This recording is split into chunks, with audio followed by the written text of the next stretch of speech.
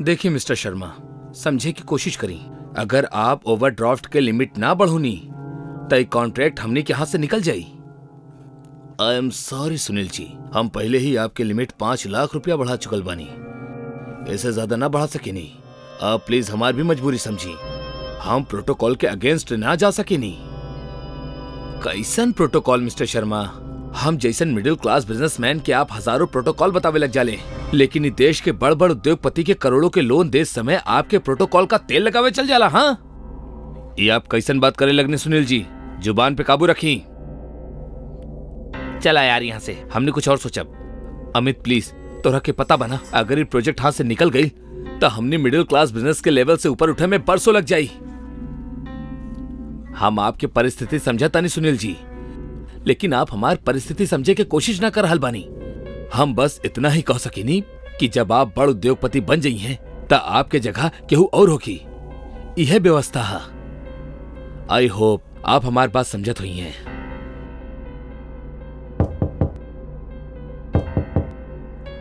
Thank you manager साहब, पैसा मिल गई। पैसा पूरा है ना सेठी जी?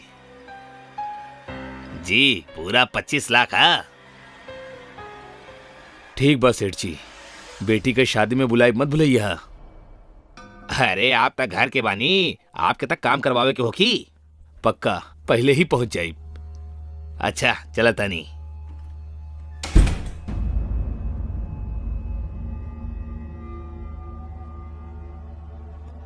हम चलता नहीं शर्मा जी।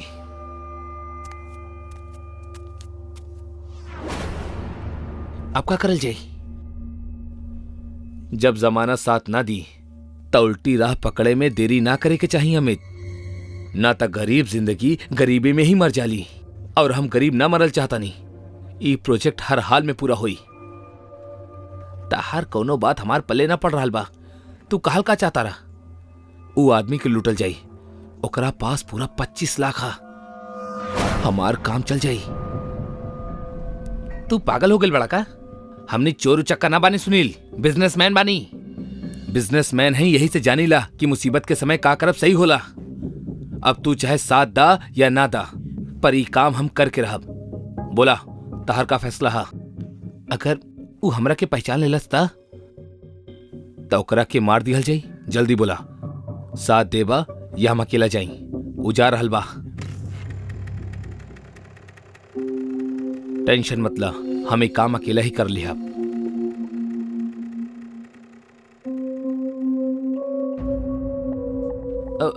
रुका, चला आगे मोड़ पे रोक लिया।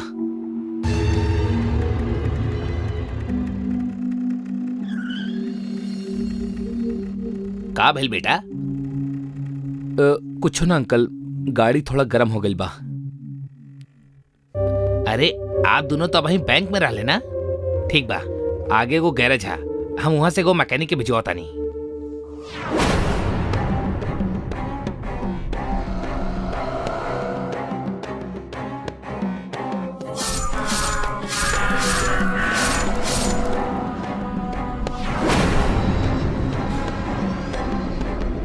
तू हमरा के काहे मार रहल बड़ा? तहार हमरा से का दुश्मनी है? हम तो आज पहली बार तोरा के बैंक में देखले बानी। बस हमार कोनो दुश्मनी नहीं है, दुश्मन तो ही वक्त था। हमरा पैसा के जरूरत रहे जौन तोहरा पास बा, उहे के खातिर हम ई सब कैले बानी। ना ना, तू ही ना कर सकेला। ये पैसा हमार बिटिया के शादी के खातिर बा। हम तोहरा के पैसा ना ले जा दे।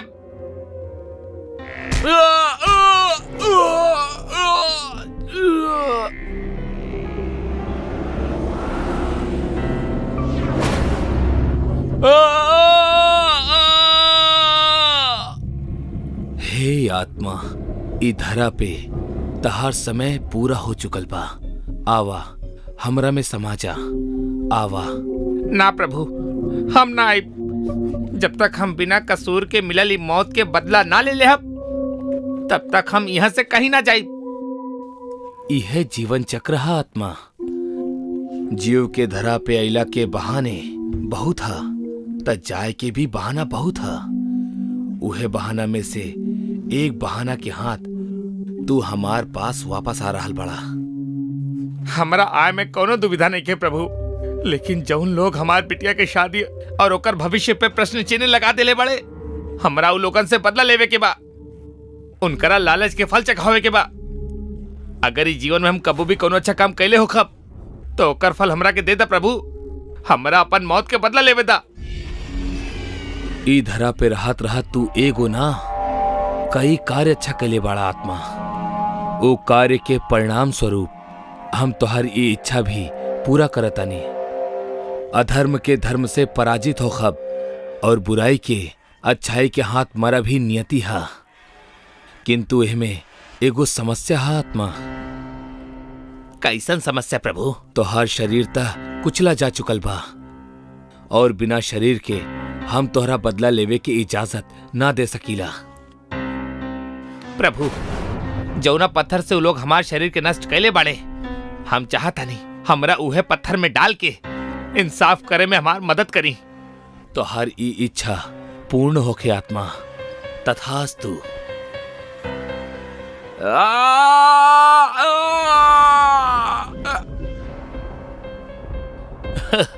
ये हमार जीत के खुशी में चीयर्स।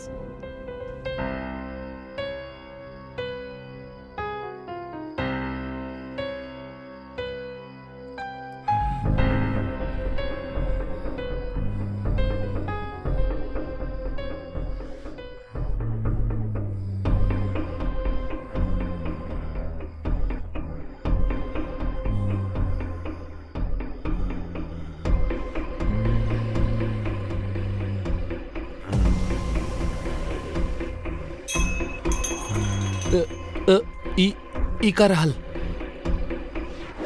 पता ना, पर लगता कुछ गिरल बा।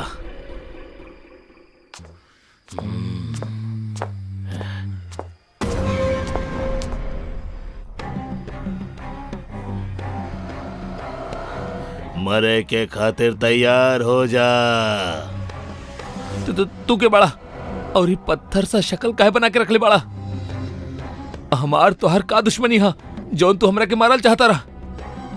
तू 3 सवाल कैले बाड़ा, त आखिरी सवाल के हम तोहरा सबसे पहले उत्तर देहब। हमार तोहरा से कोनो दुश्मनी ना बा, दुश्मन तई वक्त हा। हमरा के हमार पैसा वापस चाही जौन तोहरा पास बा, उहे के खातिर हम यह जाइल बानी।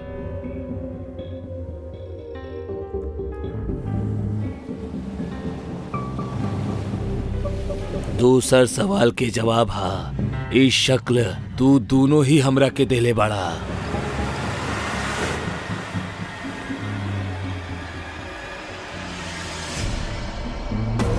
और पहला सवाल के उत्तर, हाँ हम उहे बानी जेकरा बारे में सोचकर तोहार हवा टाइट हो रहल बा, जेकर बेटी के शादी के पैसा तू दोनों चुरा के मार देहला। हम उहे सेठ ही बानी। ना, ई ना हो सकेला, तू तो मर चुकल बड़ा। हाँ हम मर चुकल बानी, लेकिन तू जैसन पैसा के अंधा अधर्मी लालची इंसान के सबक सिखावे के खातिर भगवान भी अपन नियम बदल ले वेले। ई बदले नियम की पूर्णता तू दोनों के मौत से ही पूरा होगी। ना, हमरा के मत मारा, हम तार पैसा तोरा के वापस दे दे। अब हमरा के मत मारा, हमरा के मत मारा। ई रहा तार पैसा। पैसा से मौत के खरीदल ना जा सकेला बुरी आत्मा, और वो पैसा से तो बिल्कुल भी ना जौन तहार बा ही ना।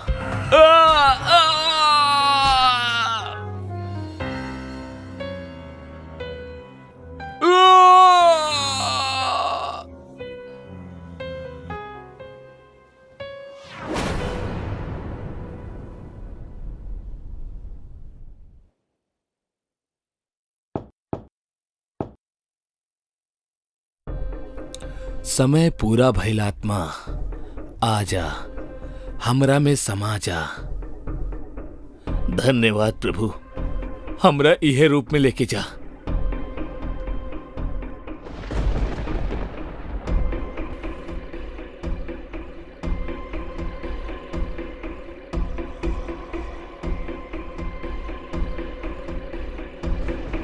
पापा,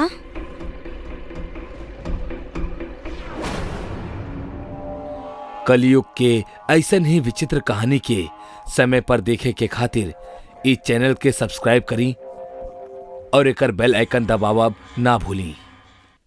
कौनो इंसान के इतना परेशान ना करे के चाही कि वो अपन मानसिक संतुलन खो बैठे, ओकरा अपन जिए पे पछतावा होखे, काहे कि ऐसन इंसान ज्यादा खतरनाक हो जाला और अगर बात ओकर काला रंग के होखे त ऊ और भी भयानक कदम उठा सकेला। आज के ई कलयुग में हमनी ऐसन ही एगो कहानी आपके दिखावे जा रहल बानी। शहर के एगो बड़ सा कॉलेज में एगो दिव्या नाम की लड़की पढ़त रहे।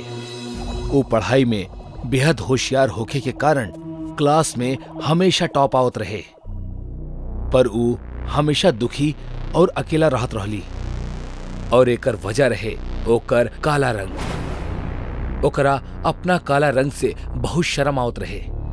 क्लास में ओकरा साथ पढ़े वाला बाकी लड़की सन भी ओकर काला रंग से चिढ़त रहली। एक दिन कॉलेज छुटला के बाद जब दिव्या अपना घरे जात रहली तब अचानक ओकर दू सहेली अंजू और नीता ओकर सामने आ गई और ओकर मजाक उड़ावे लगली। का बात बा दिव्या रानी, आज बड़ी भागल भागल घर जाताड़ू। कुछ ना, हमके परेशान मत करा, जाए दा। अरे चल जइहा, बाकी कुछ देर हमनी के साथ बात त कर लो। का पता बात करत करत हमनी के गोरा रंग तनी सा तारा पे भी चढ़ जाए और तू भी इतना बदसूरत ना लगा। अंजू और नीता हंसे लगली। दिव्या के नीता की बात के बुरा लागल। अरे ना नीता, ऐसन भी तो हो सकेला कि बात करत करत ही काली के रंग हमनी पर आ जाए और हमनी की खूबसूरती बिगड़ जाए। ना ना अंजू, ऐसा ना होगी, काहे कि एकर काला रंग तो एकदम पक्का बा। मरते दम तक एकर काला रंग एकर चेहरा से तनी बा कम ना होई। दोनों फिर से हंसे लगली। दिव्या के ई बात पे गुस्सा आ गई। तोनी सब कितना बुरा पड़ा ना, तोनी की ये सब हरकत की वजह से हमरे कितना तकलीफ हो गेला, एकर अंदाजा बात होनी के। अब ज्यादा बोले के जरूरत नहीं खे, चल निकल अब। ओइली बड़ी अपन तकलीफ बतावे। हाँ त और कल तनी बढ़िया से रगड़ रगड़ के नहाई हा, का पता शायद तनी सन काला रंग निकल जाए। दोनों फिर से हंसे लगली। दिव्या रोवत रोवत वहाँ से चल गई। दिव्या रोवत रोवत अपना घर आई। घर में ओकर माँ भी रहली। का भइल बेटी, रो काहे रहल बाड़ू? हम कल से कॉलेज ना जाए। काहे? टीचर कोनो सजा देले? ना, वो बात नहीं खे। फिर का बात बा? क्लास के सब लड़की लोग हमरा के हमार काला रंग की वजह से चिढ़ावेली, ऐसे हम ना जाए। दिव्या बेटा, ऐसा ना कहेले, ई सब तो हो खत रहेला। तू ई सब बात पे ध्यान मत दिहल करा, तू बस पढ़ाई पर ध्यान दा। इतना कह के माँ अपन काम करे के खातिर अंदर चल गई। क्यों हमरा के ना समझेला? हमरे बात के कितना तकलीफ हो गेला, ये हम केकरा के बताई। दिव्या वही जे रोवत रहली। कुछ दिन बाद दिव्या मुस्कुरात मुस्कुरात कॉलेज आई। सब लड़की ओकरा फिर से चिढ़ावे लगली। दिव्या चुपचाप जाके अपना बेंच पे बैठ गई। अंजू ओकर बगल में आके बैठ गई और उसे बात करे लागल। का भइल, आज बड़ी खुश लग रहल बाड़ू? कुछ ना भइल, बस आज बहुते अच्छा लागता। काहे? तू गोर होके वाला बाड़ू का? ना, ओकरा से भी बढ़िया बात होके वाला बा। शायद सब कुछ ठीक होके वाला बा। का ठीक होके वाला बा और कैसे? वो सब हमरा के ना पता। तो हर दिमाग खराब हो गइल बा का? कुछ भी बोल रहल बाड़ू? नहीं, बाकी वो सब छोड़ा, इला चॉकलेट खा। हमार माँ अपन हाथ से बनैले बाड़ी। का बात बा? चला, तुम्हारी क्लास में आवे के और हमरा से मिले के कुछ तो फायदा भइल। अंजू उस चॉकलेट के लेहलस और खा लेहलस। वाह, बहुते अच्छा बनल बा था। और बा? ना, अब हमरा पास नहीं खे, बाकी घर पे बहुत सारा बा। ई बस टेस्ट खातिर लेके आयल रानी। ठीक बा, कल ज्यादा लेके आइहा। अगला दिन जब दिव्या कॉलेज में आयल तब क्लास में सारा लड़की एक जगह पर जमा रहली। दिव्या नीता के पास गई। का भइल, सब ठीक तबा ना? आ गइलू तू कल मुही? तोहारी कमी रहे। अरे बाकी भइल का? अंजू कल रात से बहुते बीमार बाड़ी। डॉक्टर के कुछ समझ नहीं आ रहा कि का भइल बा। दिव्या अंजू की बात सुन के बहुत खुश भइल। वो अपना बेंच पे आई। मतलब वो चॉकलेट सही में काम करेला? मतलब अब सब कुछ ठीक हो जाई।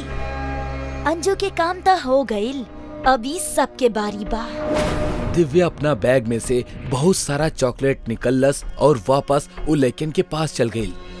सुना, हमरा के पता बा कि तू सब बहुते परेशान बाड़ा। ऐसे हम तोहार परेशानी कम करे खातिर चॉकलेट्स लाइल बानी। ये हमार माँ घर पे बनेले बाड़ी, तो सब लोग खा, तरह के बहुत अच्छा लागी।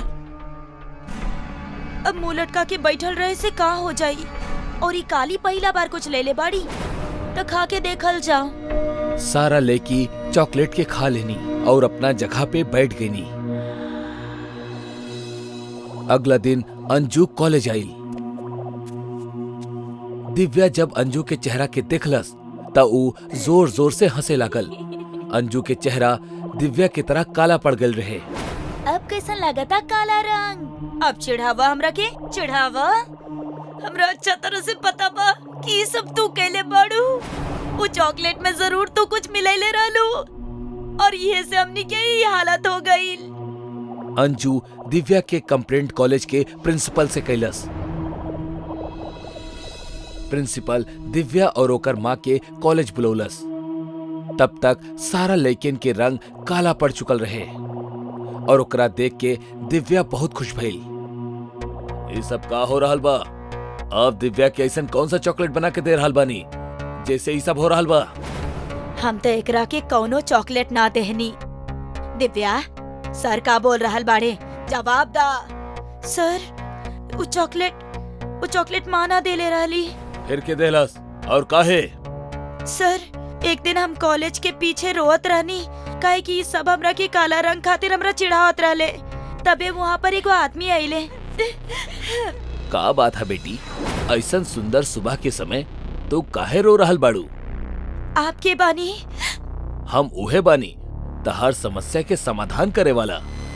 हमरा अपन समस्या बतावा। हमरा के हमार क्लास के सब लड़के लोग हमार काला रंग की वजह से चिढ़ावेली और ये बात के हमरा बहुत तकलीफ होखेला। ओह, ई बात है।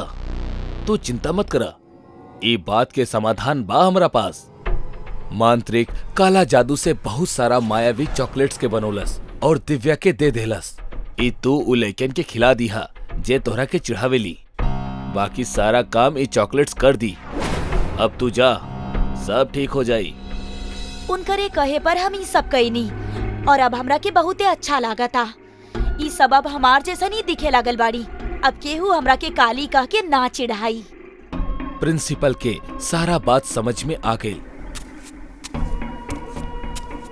तो सबके शर्म आवे के चाहिए। तू दिव्या के ओकरा रंग की वजह से चिढ़ावत रहलू, यही से वो ऐसन कैलस। हम ई ना कह रहल बानी कि ई सही कैलस, पर तू लोगन की गलती एमे ज्यादा बा। ई हादसा के बाद प्रिंसिपल ओ मांत्रिक के ढूंढे के बहुत कोशिश कैलस, पर ओकर कहीं भी पता ना चलल। अब वो सारा लड़की वैसे के वैसने रहली, काली।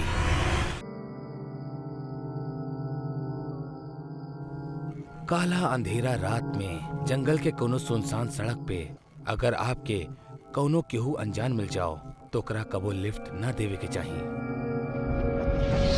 रवि कार में हा। कार जंगल के रास्ता से गुजरत बा। आधी रात के समय हा। तब्बे एगो लड़की ओकरा रोके के इशारा करेली।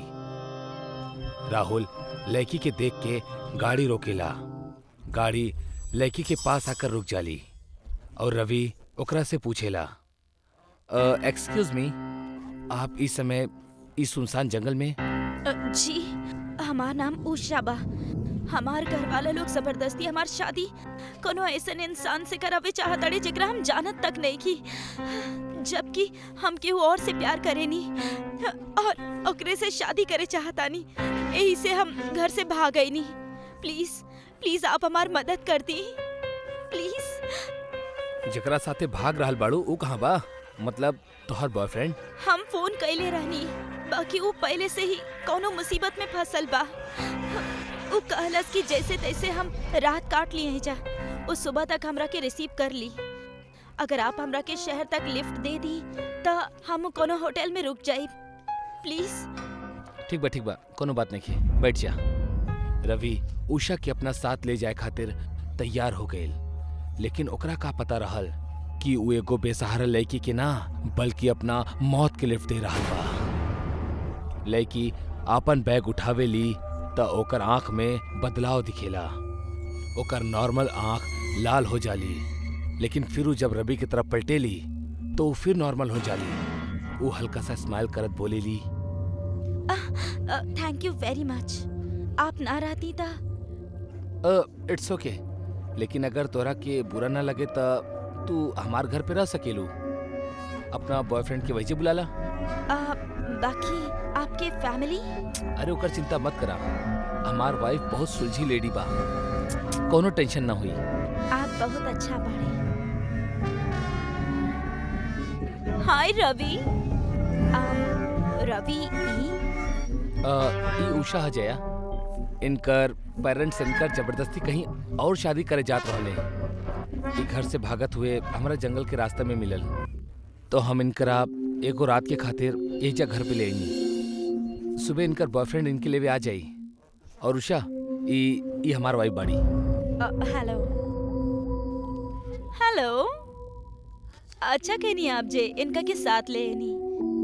आई ना, अंदर आई और जल्दी से हाथ मुंह धोली, हम खाना गरम करत आनी। अनु और अनमोल भी खाना खाए खातिर इंतजार करल बाड़े। जाही। रवि पहला गलती तब कैलस जब वो एगो अनजान लड़की के लिफ्ट देलस, और वो दूसर गलती तब कैलस जब वो लड़की के अपना घर तक ले आइलस। ऐसा कह के रवि अपना साथ साथ अपना परिवार के भी मुश्किल में डाल देलस। हाय बच्चा लोग। हाय। चला खाना शुरू करा, जल्दी से खाला बच्चा लोग, ना तो हम खा जाए। हाँ मम्मी, उ आंटी अच्छी नहीं थी। काहे? का भइल? मम्मी उ चुड़ैल बाड़ी। अनु अनमोल ऐसा ना बोले ले, वो हमनी के मेहमान बाड़ी ना। ना मम्मी, दीदी सही करल बाड़ी, उनकर आँख। बच्चा लोग बहुत हो गई, सुझ जा। ओफो, ये लाइट के भी अभी जाए के रहे। बाहर तो सबके घर में लाइट बा, सिर्फ हमनी के यहाँ ही लाइट नहीं है। लगातार फ्यूज ढीला हो गई बा, हम जरा देख क्या होता नहीं। रवि जाए के खातिर उठे लागल कि तब्बे मौत के खेल शुरू हो जाला। बिना लाइट के ही सीलिंग फैन स्पीड से चले के खातिर सब घबरा जाले। रवि तनी देखा ही, ये पंखा बिना बिजली के कैसे चला था? हमार तो कुछ समझ में ही ना आवता, का हो रहल बाई?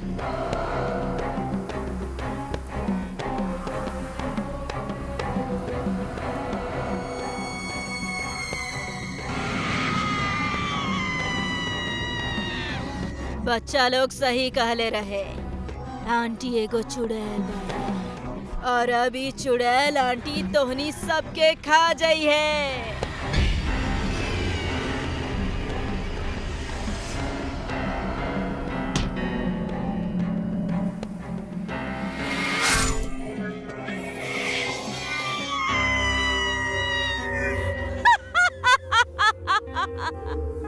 लोगन के मदद करब बहुत अच्छी बात बा, लेकिन केहू भी अनजान के मेहमान बना के घर कब्बो न लावे के चाहिए।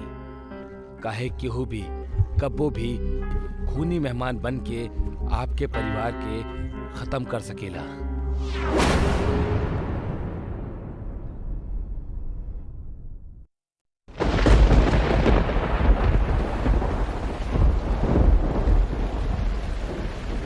परेशान मत हो नीता, सब ठीक हो जाई।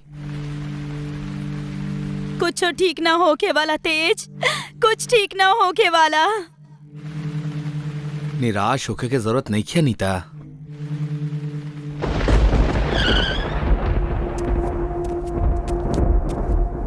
निराश ना हुई तो और क्या करी तेज? का कुछ ना कैनी हमनी, पूजा पाठ कैनी, दान देनी, गरीबन के मदद कैनी, बड़ से बड़ डॉक्टरन के भी दिखैनी, लेकिन मिलल का ई कि हमनी माँ बाप बने के लायक तब बानी, बाकी काहे ना बन पा रहल बानी ई ना जाने नी। लागेला पिछला जन्म में हमारा हाथ से कोनो पाप भइल होगी, जेकर वजह से हम ही जन्म में माँ ना बन पा रहल बानी। आप हमरा के जहर ही दे दी, हम अब जिए ना चाहतानी, ना जिए चाहतानी हम। अनीता, ई का बचपना हा, धीरज रखा, सब ठीक हो जाई। कैसे धीरज रखी तेज, कैसे बतावा ना, कैसे रखी हम धीरज। हम अब कोनो बच्चा के देखे नी ना तेज, तो खुश होके के बजाय रोअल आवेला हमरा के। बे औलाद होके के दुख इतना सतावेला कि मर जाए के मन करेला। अनीता, संभाल अपने आप के, ई का उलूल जुलूल बात कर रहल बाड़ू। रो बंद करा, शांत हो जा। आप हमरा के तो शांत करवा दे हम, लेकिन हम जानतानी कि आप भी अंदर से दुखी बानी, अंदर ही अंदर घुट रहल बानी। बाकी अगर आप हमरा के मार ना सकेनी तो आप दोसर शादी कर ली, शायद ओकर किस्मत हमरा से अच्छा होई। ऐसे में कम से कम आप तो बाप होके के सुख उठा ले। आप ना अनीता, ना, ऐसा ना हो सकेला। हमार रिश्ता शादी के बंधन से बढ़कर हा, प्यार के बंधन हा। चाहे कुछ हो जाए, पर हम केहू और से शादी ना करब।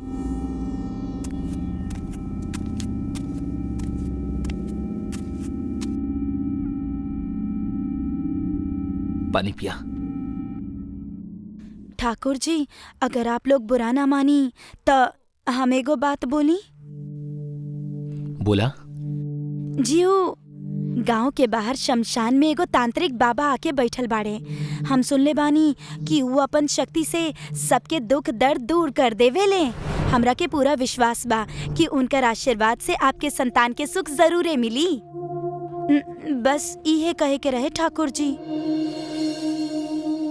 तहार जुबान कुछ ज्यादा ही चले लागल बा भावना। के हक देलस तरह के हमनी के बातन के बीच में बोले के? चल भागिए जैसे। काहे डांट रहल बाड़ू बेचारी के नीथा? ई त तहार भला ही चाह रहल बाड़ी। जब इतना लोग के मनले बाड़ू त एकर बात माने में कौनो हर्ज नहीं खे। मिल लेहल जाओ तांत्रिक बाबा से, हो सकेला उहे कोनो चमत्कार कर दे। बाबा जी रात के समय ही मिले ले।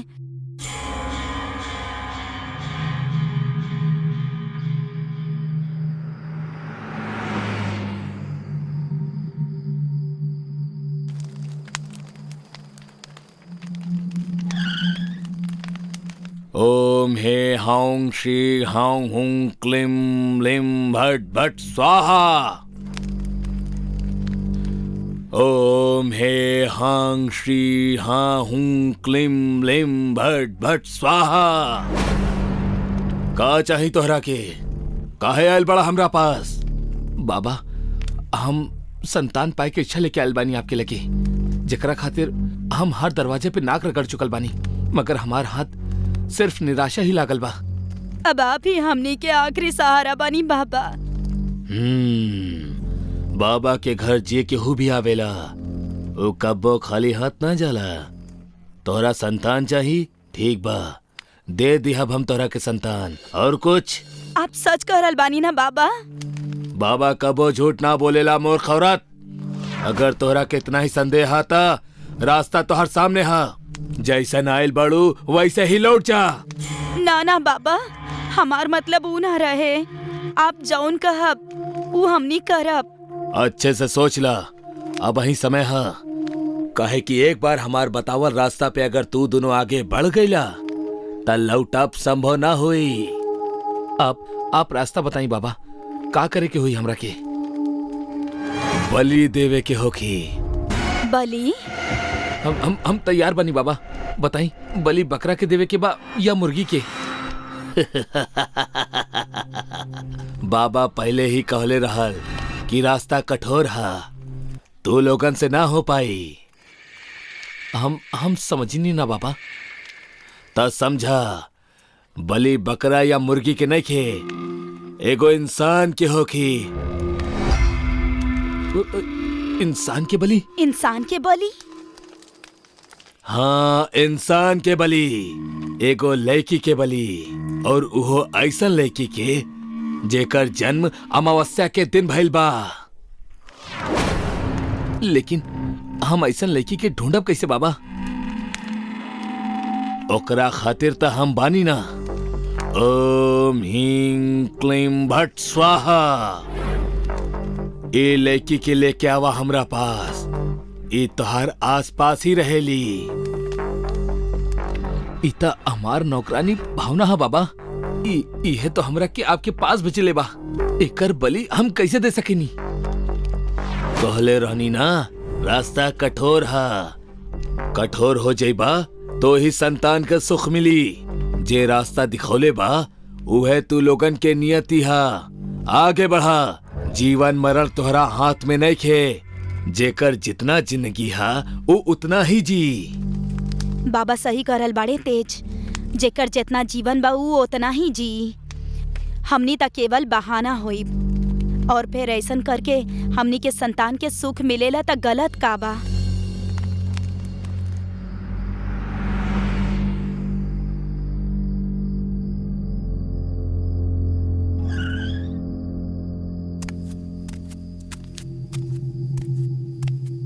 आ गई नहीं आप लोग? का कहले बाबा जी ठाकुर जी? वो कहले बड़े कि हमनी दोनों माँ बाप बन सकीनी। तोहार बहुत बहुत धन्यवाद भावना। तू बहुत अच्छा कैलू हमन के तांत्रिक पापा के पास भेज के। अगर लड़की भइल तो ओकर नाम हम तहार नाम से मिलत जुलत ही रखब, भाविका। आपके मेहरबानी ठाकुर जी, जे आप ही गरीब के इतना मान दे रहल बानी। आप लोगन के काम हो जाए बस, हम गांव भर में प्रसाद बांटब। भावना, हम तारा साथे बहुत बुरा बर्ताव कैले बानी, हमरा के माफ कर दा। अरे रे रे, ई आप का करल बानी ठाकुराइन जी? माफी मांग के हमरा के शर्मिंदा मत करी। अच्छा, हम चलत आनी, बहुत देर हो गइल बना। हमार बच्चा लोग हमारे इंतजार करत होई हैं। 1 मिनट भावना, ई सब सिर्फ तोहार वजह से ही हो रहल बा। ए खुशी में हम ई लड्डू अपन हाथन से तारा खिलावे चाहतानी। मुँह खोला, मुँह खोला। अब ठकुराइन जी, हमरा के दी ना, हम खुदे खा ले। हम कहनी ना, मुँह खोला।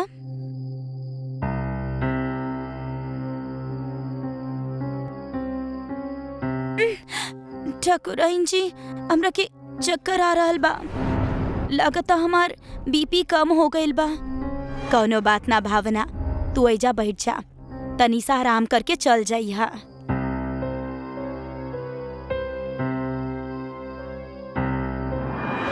ओम है हूं श्री हा हूं क्लीं लिम भट भट स्वाहा। ई का कर रहल बानी बाबा जी आप? ठाकुर जी, ठाकुराइन जी, ई आप लोग का कर रहल बानी? कहीं आप लोग कौनो तांत्रिक टोटका खातिर हमरा मारे त ना जा रहल बानी ना? ना ना, ई गलत बा, ऐसन मत करी। हमरा के मत मारी, हमार छोट छोट बच्चा बा, वो हमारे इंतजार कर रहल होई है। हमरा के जाए दी।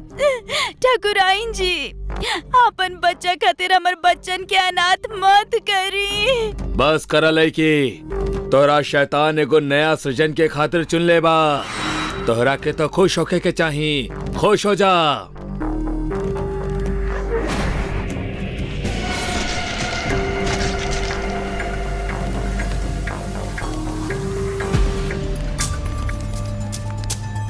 ना ना, ई ना हो सकेला। का भइल बाबा? हाँ, अनर्थ हो गइल, अनर्थ हो गइल। अनर्थ? कैसन अनर्थ बाबा?